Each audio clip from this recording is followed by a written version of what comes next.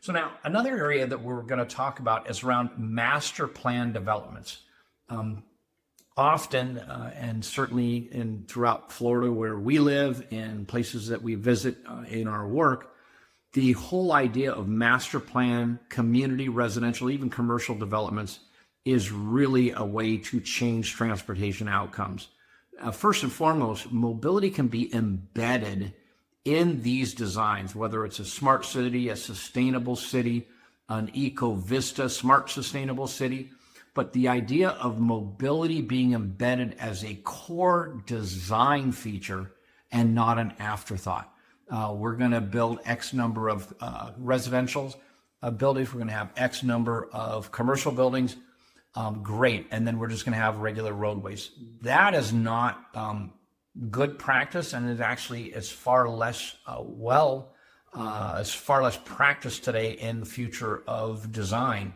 Now, when we're talking about smart cities development, actually we're really seeing the embedded multi-layer mobility systems built in, whether it's micromobility, reduced traffic vehicles on roads, whether it's more micro scooters, last mile, last quarter mile activities, and certainly the use of electric options, as well as some of the group or mass transit available.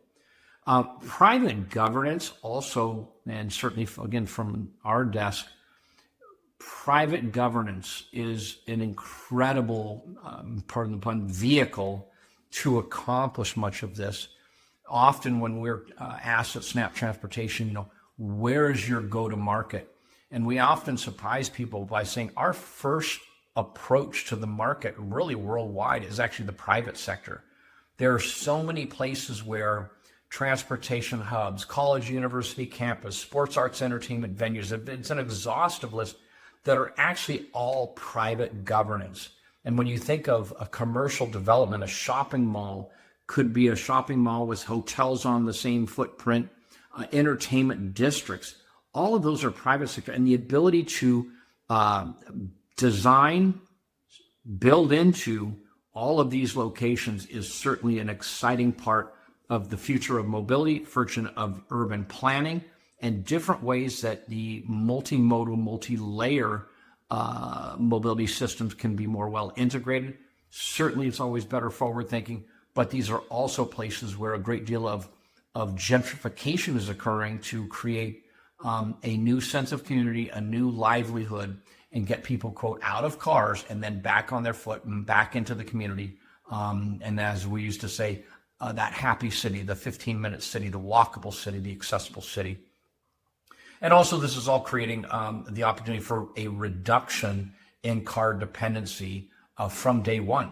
And so as people are going forward, many of the smart and sustainable city designs are really designing around a single vehicle in a house, if even that much.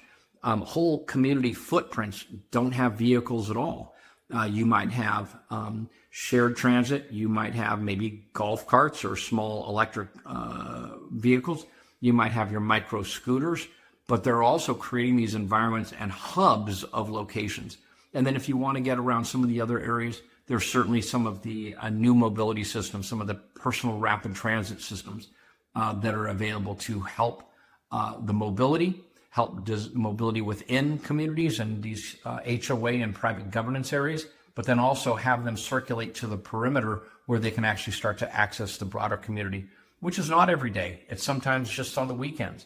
But again, you're now starting to segment the design of planned master development communities and then how you interface within that broader community outside the governance area. And then the long-term operating models can be built into this. So whether these are capital costs, whether these are shared services, all of these are sustainable revenue streams, whether it's ridership, advertising, sponsorship, licensing. All of those are different mechanisms to create a forward plan community, to create the change in transportation outcomes and actually have it feasible and affordable. So again, these are all just the discussions around the future of mobility, and then that in particular around private governance.